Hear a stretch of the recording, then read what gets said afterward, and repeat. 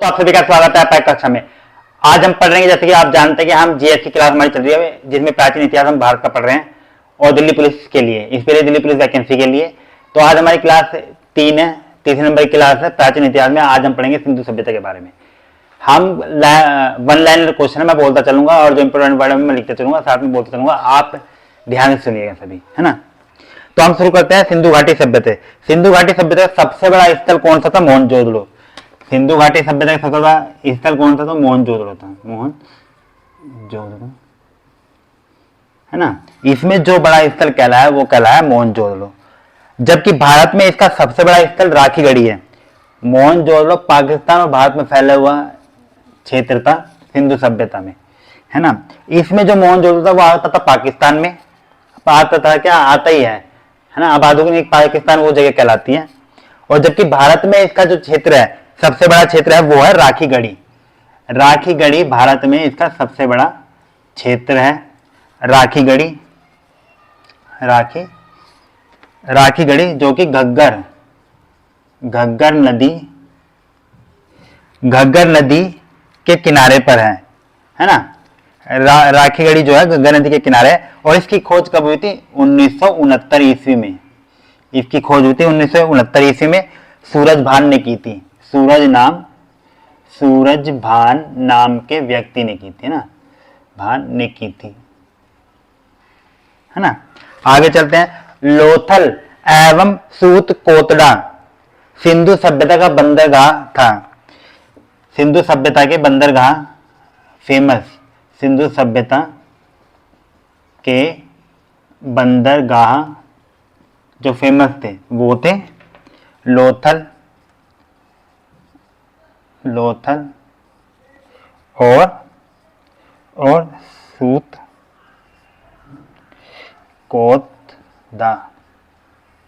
है ना। लोथल एवं सूतकोटड़ा सिंधु सभ्यता का बंदरगाह थे। ये दोनों लोथल और सूतकोटड़ा सिंधु सभ्यता के, ना।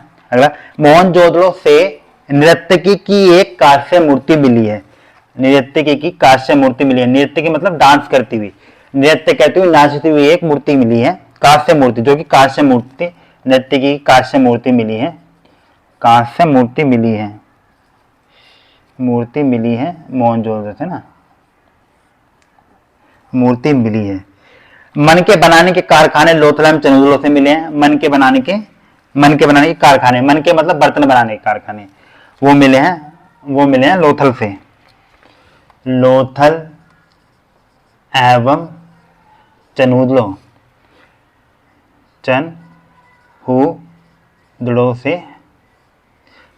से मन के बनाने के कारखाने लोथल एवं चनोदड़ो से मिले हैं।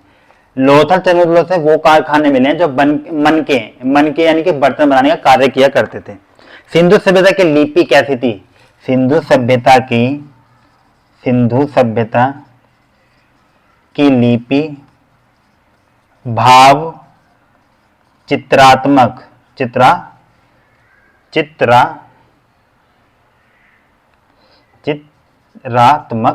थी, है ना।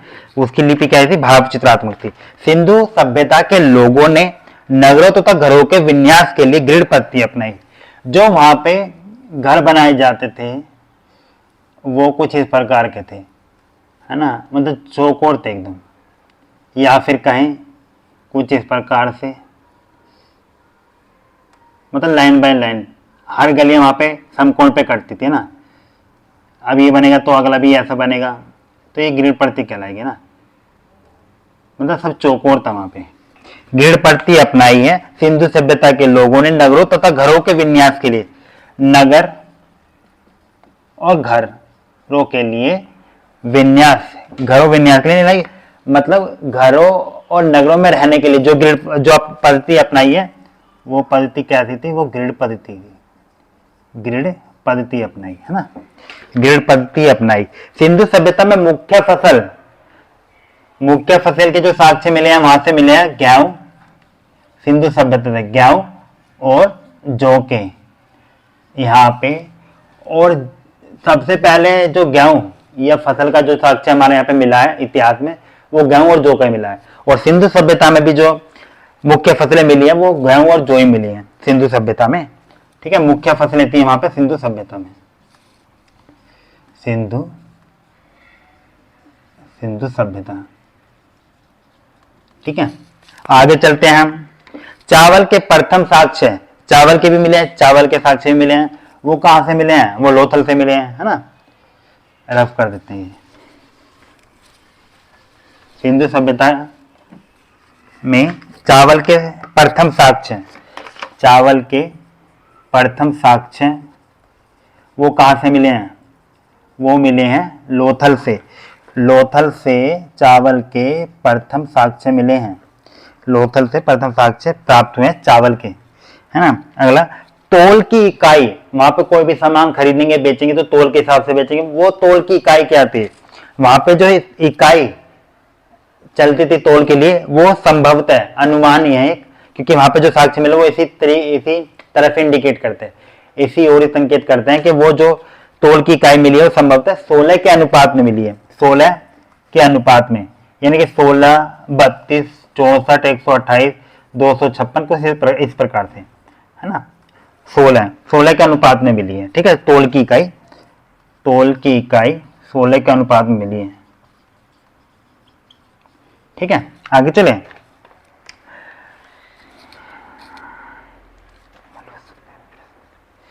मेसोपोटामिया में अभिलेख मिला है जिसमें मेसोपोटामिया में की सभ्यता जैसे सिंधु सभ्यता है, तो मेसोपोटामिया ये भी एक सभ्यता थी मिस्र की। मेसोपोटामिया के अभिलेख, इसमें अभिलेख छपे या बने, लिखे गए अभिलेख, उनमें एक शब्द वर्णित था, क्या नाम था वो, मेलुहा शब्द वर्णित था। मेसोपोटामिया सभ्यता के अभिलेख में मेलुहा शब्द वर्णित था। उसका अभिप्राय किससे था, सिंधु सभ्यता से था, है ना। इसका अभिप्राय मेलुहा शब्द जो था, इसका अभिप्राय सिंधु सभ्यता से था। अगर पेपर में आए मेलुहा शब्द कहां से लिया गया है, किसके लिए लिया गया है, तो आएगा मेसोपोटामिया से लिया गया और सिंधु सभ्यता के लिए था वो, फिर इसका अभिप्राय सिंधु सभ्यता से है, ऐसा कह सकते हैं। या ये पूछे सिंधु सभ्यता का निम्न में से किस सभ्यता से मिले शब्द मेलुहा से है, मेसोपोटामिया से, कुछ इस प्रकार क्वेश्चन बनाएगा, ये आप रिलेट कर सकते हैं, बना सकते हैं। मैंने लिख दिया मेसोपोटामिया सभ्यता से मिला अभिलेख जिसमें मेलुहा शब्द था, उसका संबंध या उसका अभिप्राय क्या था, वो सिंधु सभ्यता था। ठीक है, सिंधु सभ्यता के लोग धरती को उर्वरता की देवी मानकर उसकी पूजा करते थे। सिंधु सभ्यता के लोग जमीन, भूमि, धरती की पूजा करते थे। क्यों करते थे, उसे उपजाऊ भूमि, उर्वरता की देवी मानते थे, उससे हमें अच्छी फसल मिलेगी, अच्छा उत्पादन होगा, अच्छा भोजन मिलेगा, जिसको सभी लोग अच्छे से खा पाएंगे और स्वच्छ रहेंगे, पोषण युक्त खाना उससे मिलेगा ना। सिंधु सभ्यता के लोग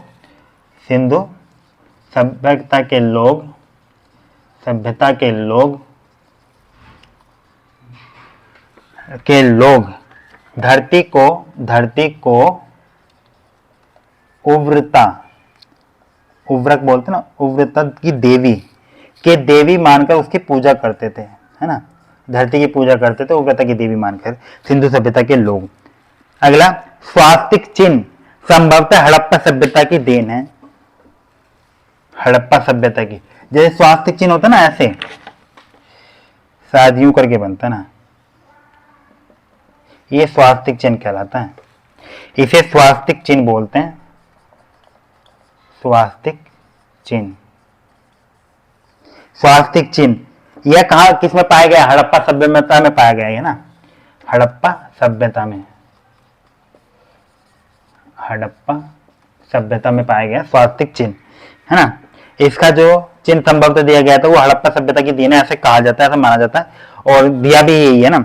सिंधु घाटी के नगरों में किसी भी मंदिर के अवशेष नहीं मिले हैं, ध्यान देना, वहां पे मूर्तियां तो मिली हैं, पशुपतिनाथ और भी वगैरह काफी मूर्तियां वहां पे मिली हैं, लेकिन वहां पे किसी भी अभिलेख में किसी भी जगह पे मंदिर होने का साक्ष्य, यानी कि मंदिर होने के का कोई भी प्रमाण नहीं मिला है ना। तो ये लाइन इंपॉर्टेंट है याद करने के लिए, क्या पता पेपर में यही आ जाए, है ना। सिंधु घाटी के नगरों में मंदिर के अवशेष के अवशेष के अवशेष नहीं मिले हैं, नहीं मिले हैं। वहाँ मूर्तियां तो मिली हैं लेकिन मंदिर नहीं मिले हैं। मंदिर का अवशेष कोई भी वहां नहीं मिला है। सिंधु सभ्यता में मंदिर नहीं मिले हैं, नहीं मिला है ना। आगे चलें, आगे चलते हैं। आग में पकी हुई मिट्टी को क्या कहते हैं? वहां पे टेराकोटा नाम का कुछ मिला है, क्या वस्तु मिली है, तो वो क्या है? आग में पकी हुई मिट्टी को ही टेराकोटा कहा जाता है ना। आग में वहां पे पकी हुई जो मिट्टी मिली है, आग में पकी हुई, आग में पकी हुई मिट्टी, पकी हुई मिट्टी मिली है जिसे टेराकोटा कहा जाता है। टेराकोटा कहा जाता है, टेराकोटा कहा जाता है। पकी हुई मिट्टी को, आग में पकी हुई मिट्टी को टेराकोटा कहा जाता है। ठीक है, ये कहा जाता है, कहा गया है उसमें जो मिली है। सिंधु सभ्यता को सैंडल सभ्यता भी कहते हैं। सैंडल सभ्यता, सिंधु सभ्यता ऑब्लिक सिंधु सभ्यता के विनाश का संभवतः सबसे प्रभावी कारण क्या है? इस सभ्यता के समाप्त होने का सबसे बड़ा कारण क्या है? वो बाढ़ है। सबने अलग अलग प्रमाण दिए हैं, जितने भी उस समय विशेषज्ञ रहे हैं, पुरातत्वविद या इतिहासकर्ता जो भी हैं, जिन्होंने इतिहास के बारे में खोज की, वो सब विशेषज्ञ जिन्होंने खोज की थी ना। तो सबसे प्रभावी जो प्रमाण मिला है सिंधु सभ्यता के समाप्त हो जाने का, विनाश उसका हो जाने का, वो मिला है बाढ़ का, है ना।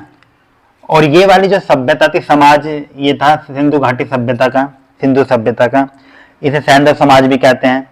तो इसमें जो राज्य मुखिया होता था इनके घर में, वो कौन होता था? माता, शायद माता हुआ करती थी, इसलिए मातृ सत्तात्मक भी कहा जाता है इस समाज को। सिंधु सभ्यता, सैंडल सभ्यता, मारकर दूसरे दे देते हैं ना। सैंधव सभ्यता,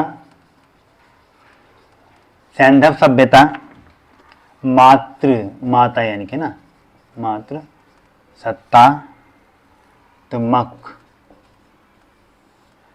ये सैंधव सभ्यता या सैंधव समाज, या सैंधव समाज, सैंधव समाज या सभ्यता मातृ सत्तात्मक थी, है ना।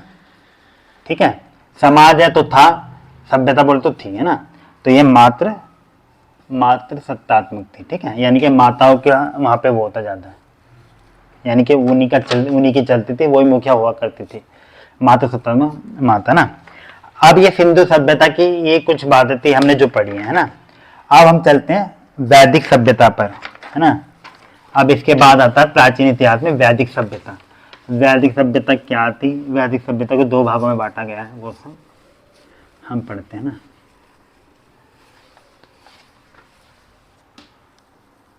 वो हम पढ़ते हैं वैदिक सभ्यता, जिसमें वेद के बारे में शायद मिलेगी जानकारी, है ना। वैदिक सभ्यता, इसको दो भागों में बांटा गया है। एक ऋग्वेदिक काल, ऋग्वेदिक काल जिसका समय दिया जाता है 1500 से 1000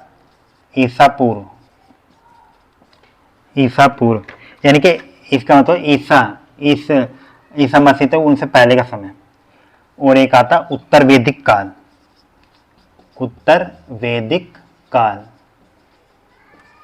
उत्तर वैदिक काल इसका समय है 1000 से 600 ईसा पूर्व,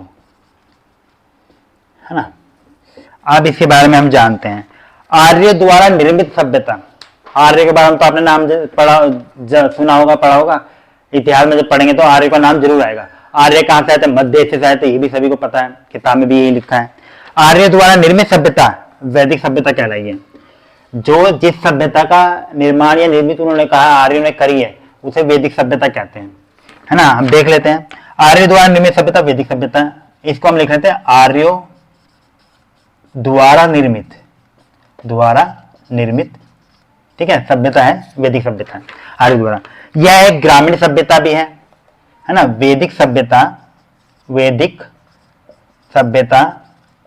यह एक ग्रामीण सभ्यता भी है, ग्रामीण सभ्यता थी है, उस समय की बात तो थी है, उस समय की बात थी है। आज हम उसकी बात करें तो है, ये भी बहुत चल जाएगा ना, क्योंकि ग्रामीण है, उस समय की तो बात चल रही है, तो ग्रामीण सभ्यता थी, वैदिक सभ्यता। आर्यों की भाषा कौन सी थी? आर्यों की भाषा थी संस्कृत। आर्यों ने जिस भाषा का प्रयोग किया है, आर्यों की भाषा संस्कृत। आर्यों की भाषा क्या थी? संस्कृत थी वो। ऋग्वेदिक समाज 4 वर्णों में विभक्त था। विभक्त मतलब बटा हुआ था, डिवाइड था, विभाजन था। ऋग्वेदिक समाज, अब देखना ऋग्वेदिक क्या बोल रहे हैं। ऋग्वेदिक समाज यानी कि वैदिक सभ्यता में ऋग्वेदिक काल वाला जो समय था, 1500 से 1000 ईसा पूर्व तक जो समय था ऋग्वेदिक काल, वो 4 वर्णों में विभक्त था, यानी कि 4 वर्णों में डिवाइड था, है ना। यहां पे कौन सा आएगा? ब्राह्मण। यहां आएगा ब्राह्मण, लिख लेते हैं साफ से ना, ब्राह्मण। यहां आएगा क्षत्रिय, फिर आएगा वैश्य, फिर आएगा यहाँ पे शूद्र। तो ये 4 वर्ण है ऋग्वेदिक काल, जिन 4 वर्णों में बटा हुआ था, ठीक है। आर्यों का समाज पितृ प्रधान था। आर्यों का समाज वह मातृ सत्तात्मक था, यहां आर्यों का समाज पितृ सत्तात्मक था, पितृ प्रधान। आगे ना यहाँ पे पिता प्रधान था, इसका मतलब ये है पुरुष प्रधान था, पिता प्रधान था। परिवार में कुल में है, कोई मुखिया है तो वो पितृ है, मतलब बड़ा है व्यक्ति है, पुरुष है, तो वो पितृ प्रधान। आर्यों का समाज था, पितृ प्रधान था। जीवन भर अविवाहित, आर्य समाज में है ये, आर्य समाज में और ऋग्वेदिक काल में, ऋग्वेदिक काल के बारे में चल रही है इतनी बात जो चल रही है। आर्यों का समाज पितृ प्रधान था। जीवन भर अविवाहित रहने वाली महिलाओं को अमाजु कहा जाता था। ऋग्वेदिक काल में जीवन भर अविवाहित मतलब जिस महिला का विवाह ना हुआ हो, जीवन भर अविवाहित रहने वाली महिलाओं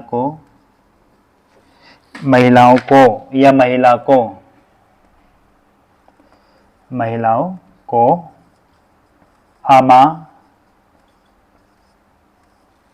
अमाजु, बड़े की मात्रा है ना, अमाजु कहा जाता था। अब पेपर में यही आ जाए अमाजु शब्द किस काल से संबंधित है, वैदिक काल से, और भी कई काल दे देगा, सभी वेदों का नाम भी दे देगा, ये हो जाएगा। या फिर देगा अमाजु किसके समय में दिया गया, आर्य द्वारा जो ऋग्वेदिक काल में है। अमाजु का अर्थ क्या होता है, ये भी हो सकता है, तो कई अर्थ बन सकते हैं इसके अमाजु का। तो अविवाहित महिलाओं को, रहने वाली महिलाओं को अमाजु कहा जाता था, है ना, कहा जाता था। तो ये याद रखने वाला, समझने वाला क्वेश्चन है, ठीक है, अमाजु। आगे चलते हैं। आर्यों का मुख्य पेय पदार्थ, पेय मतलब पीने वाला पदार्थ, जैसे हम पानी पीते थे, उनके समय में, आर्यों के समय में पेय पदार्थ क्या था, वो था सोमरस। आर्यों द्वारा पेय पदार्थ, आर्यों का पेय पदार्थ कौन सा था, वो था सोमरस, है ना, सोमरस था आर्य द्वारा पीने वाला पेय पदार्थ था वो सोमरस था। आर्यों का मुख्य व्यवसाय क्या था? भाई शुरुआत में उस समय क्या व्यवसाय हो सकता है, आप बताइए ना। उस समय व्यवसाय क्या हो सकता है? फैक्ट्रियां, कारखाने, मशीन वगैरह हमारे पास पहले नहीं थी, तो क्या हो सकता है? सबसे पहले कृषि हो सकता है, कुछ कृषि हो सकता है, और अगला क्या हो सकता है? जानवरों को पालने का। आर्यों का मुख्य व्यवसाय क्या था?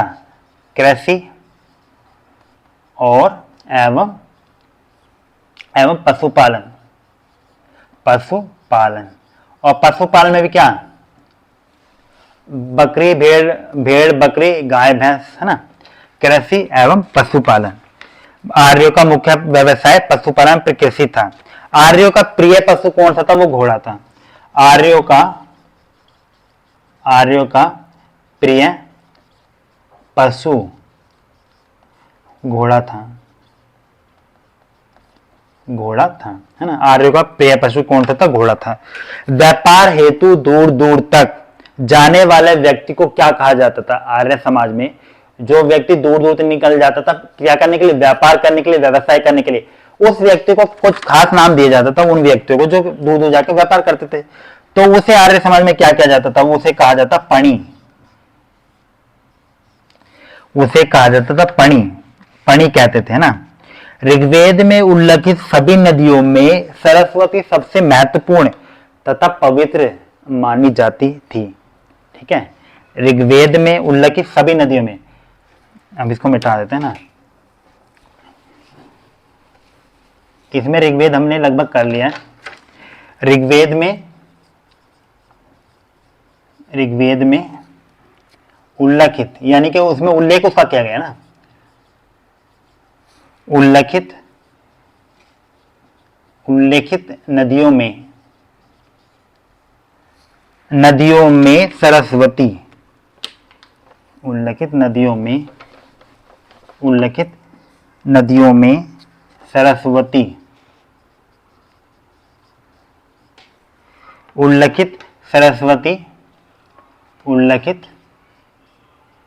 उल्लेखित सरस्वती सबसे महत्वपूर्ण